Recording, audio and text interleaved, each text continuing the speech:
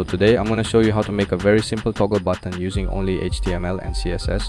No JavaScript, no complicated stuff, just super clean and easy. Even if you are a complete beginner, you'll understand this one.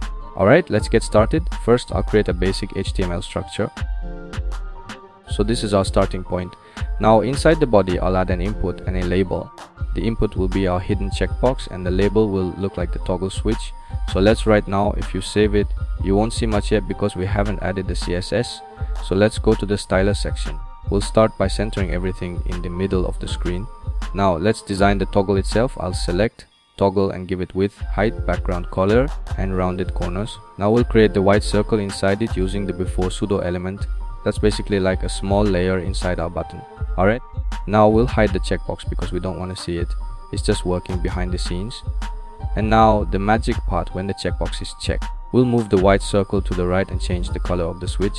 And that's it. Save the file and open it in your browser. Boom, you've got a smooth, clean toggle button that works with just HTML and CSS. It changes color, the button slides, and we didn't even write one line of JavaScript. Pretty cool, right?